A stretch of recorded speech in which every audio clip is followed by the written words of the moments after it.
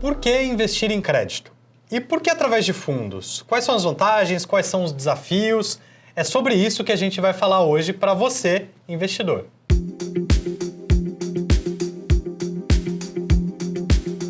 Bem-vindos a mais um Papo de Crédito, mas hoje um pouco diferente. Hoje a gente vai focar na indústria de fundos e falar um pouco sobre fundos de investimento. E para isso não podia ser diferente, né? A gente convidou aqui a lenda do mercado de fundos brasileiro e nossa diretora de produtos, Carol Oliveira. É um prazer estar aqui com vocês hoje, gente, mas de lenda eu não tenho nada, né? A gente já vem comentando bastante com vocês sobre como a experiência do investidor está interessante. Essa primeira experiência investindo em crédito estruturado junto com Pátria tem sido legal. O fundo, em abril, performou bem mais uma vez. Ele chegou ali próximo de CDI mais 9 e no ano de 2024 a gente já está em CDI mais 6. Nós vamos pensar no longo prazo, né, gente? Desde o início, CDI mais 3. Mesmo com aquele carrego de caixa, quando você ainda está alocando, a gente já entregou CDI mais 3 para o investidor no primeiro ano. Mas dessa vez, vamos dar um passo para trás aqui. Vamos conversar sobre por que o investidor deveria investir em crédito, em primeiro lugar. E por que ele deveria investir em fundo? A gente vai percorrer todo esse caminho junto com vocês.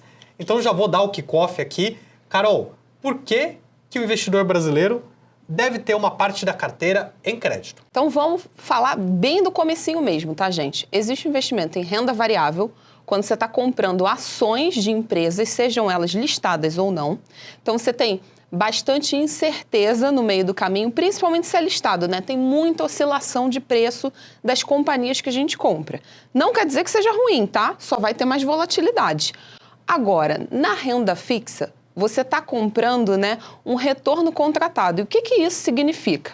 Você está emprestando dinheiro ou para um governo ou para uma empresa. E aí, você está dizendo que em uma data de vencimento, seja daqui a 1 ano, seja daqui a 10 anos, você vai receber o dinheiro que você emprestou corrigido. Então, você já contratou esse retorno. Não tem uma hipervalorização, não tem um monte de volatilidade no meio do caminho. Parece ser bem menos angustiante ou também, assim, bem menos emocionante, mas esse é o caminho aqui da renda fixa. E dentro da renda fixa, quando você está emprestando dinheiro para uma empresa, você está fazendo uma alocação em crédito privado, que aqui é o tema da nossa conversa, né, Vitor? Então, quando a gente está olhando essa contratação de retorno, a gente acaba pensando que é um caminho com menos volatilidade e num cenário onde a gente tem taxas de juros mais elevadas e a preferência do investidor também nacional por um pedaço do seu patrimônio em renda fixa. Então, o crédito privado se encaixa muito bem no seu portfólio justamente por conta disso. Legal, legal. É aquilo até do mais técnico, né? O fluxo de dinheiro, o fluxo de capital futuro do equity, ele é mais incerto. E por isso, inevitavelmente, você tem mais volatilidade no equity do que você tem na dívida. Não tem, claro, você tem uma composição de carteira, de quanto você deveria colocar em cada um. Mas, e também a dívida tem seus riscos e a gente precisa olhar isso a fundo, né? Eu acho que isso puxa até um gancho para a pergunta a respeito de por que o investidor, tá bom, ele vai investir em crédito, por que ele vai escolher investir num fundo ao invés de investir direto em vários papéis, abrir o home broker dele, selecionar alguns e fazer apenas isso? Acho que investir em fundo, gente, que é contratar um prestador de serviço, que é o gestor de recursos, é a mesma coisa como você terceirizar qualquer atividade da sua casa. Você pode escolher pintar a sua casa, você pode escolher consertar o seu carro, mas você pode terceirizar isso para alguém. Eu sempre falo, né, Vitor, nem todo mundo trabalha no mercado financeiro, né, gente? Vamos sair aqui da nossa bolha. Então, tem médicos, tem dentistas, tem professores, tem aposentados que querem investir os seus recursos. Por conta disso, você pode gastar seu tempo e fazer uma mega análise, acompanhar os ativos, monitorar tudo, ou você pode delegar isso para alguém que está fazendo isso 7 horas do dia, 8 horas do dia, 10 horas por dia. É aquilo, né? Você até pode fazer, mas você não tem nenhuma garantia de que vai ficar bom. Eu não vou pintar minha casa. Não, e eu não vou consertar o meu carro. Nessa parte de análise de crédito, ela é bem complexa, né? Você ter que abrir a escritura de uma debênture, olhar quais são as garantias, para você ter uma sensibilidade de risco-retorno, é algo que não é muito trivial, né? E o investidor, ele ficaria um pouco refém, porque é improvável que ele vá chegar tão fundo na análise. Então eu acho que essa decisão também já está ticada. O investidor decidiu, investir em crédito, ele vai decidir terceirizar a gestão para um gestor profissional. E agora tem muitos fundos, né? E tem muitos tipos de fundo diferentes, tipos de crédito diferentes. Eu queria que você também comentasse um pouquinho sobre isso, Carol, pra gente. O que é importante dizer, gente, fundo de crédito, nem todos os fundos são iguais, tá? Carro, nem todos os carros são iguais. Então, é importante a gente ter em mente que cada gestor tem o seu método de realizar os investimentos em crédito privado. Tem gestores que vão comprar ativos que a gente chama mais líquidos, né, mais negociados no mercado secundário e que vão ter uma expectativa de retorno um pouco mais baixa. Tem o gestor que vai fazer uma estratégia onde ele vai originar o ativo, vai estruturar o ativo, vai ser um pouco mais concentrado e vai ter uma liquidez mais baixa, mas uma expectativa de retorno um pouco maior. E tem os gestores que vão fazer um mandato, né, meio no caminho. Vai ter um pouco de crédito estruturado e um pouco de crédito mais líquido. Então, quando a gente olha uma plataforma de investimento ou um banco, a gente não pode partir do pressuposto de que todos os fundos de crédito são iguais e que fazem a mesma coisa, tá? Então, eu acho que é importante. Cada um tem aquilo que a gente chama de mandato, né? Aquele seu propósito em cada uma dos tipos de investimento de crédito privado. Legal. Eu acho que a gente bateu em mais um ponto muito relevante aqui, que é você tem um crédito mais líquido e você tem um crédito menos líquido, que vai te pagar um prêmio pela iliquidez dele. E que um gestor profissional que estrutura os créditos dentro de casa, como é o nosso caso, Sim. ele vai buscar otimizar essa relação risco-retorno. Quando você fala de gestão de fundos, por que o investidor abriria mão de liquidez? Eu sei que eu comentei do prêmio, mas acho que a gente pode elaborar um pouco nisso para dividir entre os tipos de fundo também. Eu acho super importante, tá, gente? A gente pensa, né? Eu estava falando de créditos mais líquidos, créditos menos líquidos. O que isso significa na prática? Vamos pensar num cenário, por exemplo, de pandemia, um cenário mais estressado, onde o investidor solicitou o resgate dos seus recursos de um fundo de investimento. Pensa se o produto 365, né, que é o nosso fundo aqui de dentro de casa, ele tivesse um resgate menor.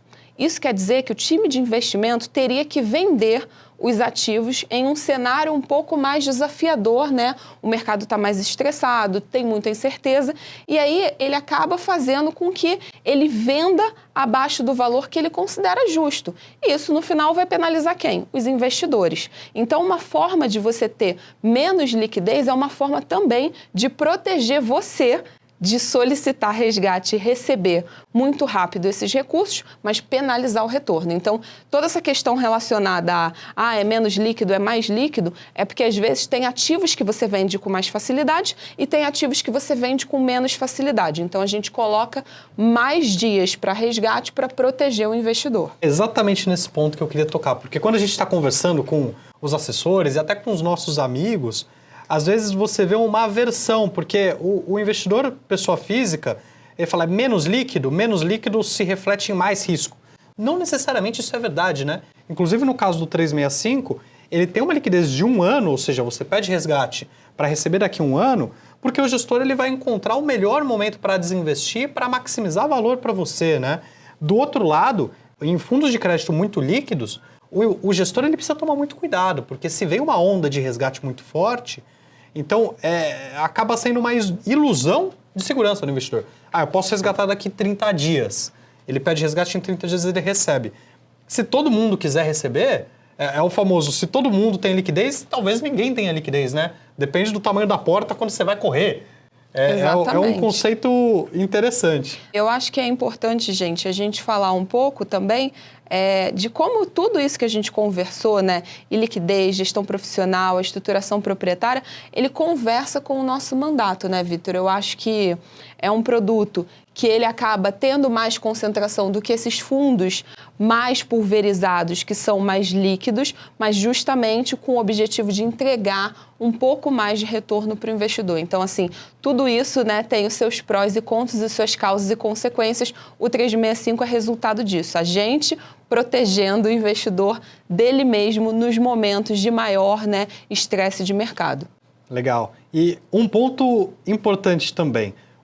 Vamos voltar aqui para o nosso caminho. O investidor decidiu investir em crédito, ele decidiu investir em fundos de crédito, ele entende que ele pode investir em fundos mais líquidos ou menos líquidos, eventualmente ele escolheu um fundo menos líquido, ele tem que investir só com a gente?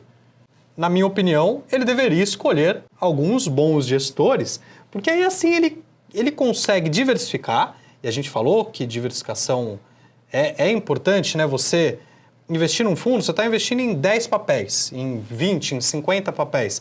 É muito mais fácil do que você escolher 50 papéis com todo o nível de profundidade que você tem para analisar cada um. Mas mesmo a diversificação em um fundo, ela é limitada, né? Então, eu sempre gosto de pensar nesse conceito de você não vai diversificar entre 200 gestores, mas escolher alguns bons gestores, porque aí, por um lado, você está diversificado e, por outro lado, você dorme tranquilo. Uma coisa que a gente não falou também que é importante é, quando a gente toma a decisão de não terceirizar, o que é super válido, tá, gente? Você acaba precisando de um capital um pouco maior para começar a sua carteira de crédito. Quando você está comprando um gestor de recursos, seja ele o Patria ou não, você acaba colocando um mínimo de, no nosso caso, de R$500 e compra vários ativos. Você compra um fundo que compra vários ativos. Quando você faz isso sozinho, você muito que provavelmente vai precisar de muito mais do que R$500. Como os mínimos, né, dado o fenômeno da democratização dos investimentos aqui no Brasil, eles estão cada vez menores, você acaba tendo muito mais diversificação quando você compra também alguns bons gestores de crédito privado e diversos tipos de mandato, né? Se você me perguntar qual é o melhor, talvez eu diga que é o nosso. Tendencioso total. Mas eu acho que tem boas opções para o investidor conseguir diversificar. Com certeza, com certeza. Bom, e eu acho que a gente conseguiu fazer aqui um catado de informações que a gente acha que são importantes na hora de você tomar a sua decisão de investimento. E puxando aqui para o nosso 365, ele é o fundo que é a primeira oportunidade do investidor pessoa física de aproveitar da nossa expertise em crédito estruturado, que, por sua vez, aproveita da expertise do Patria nas cadeias de valor nas quais a gente investe mais de 10, 20, 30 anos. Então, a gente acredita que seja uma oportunidade interessante. Eu acho que agora, assim, novidade também vindo aqui do lado de produtos é que, recentemente, o fundo deixou de ter come-cotas. O que isso significa? Todo final de maio e novembro aqui no Brasil, os investidores que investiam neste tipo de produto, eles acabavam tendo um saldo das suas cotas resgatados para pagar antecipadamente imposto de renda. No 365, agora, recentemente, isso não acontece mais. O investidor ele só paga imposto de renda no momento do resgate, o que torna o investimento agora cada vez mais vantajoso. Se não tivesse uma chamada sobre legislação, não seria Carol Oliveira. É verdade, eu não posso falar nada, né? Bom, obrigado, Carol, pela conversa. Se você ficou com qualquer dúvida, por favor, entre em contato com a gente, manda pra gente. E a gente está, claro, muito animado com a estratégia e à disposição. Mandaremos novidades em breve. Mais uma vez, gente, foi um prazer estar aqui com vocês.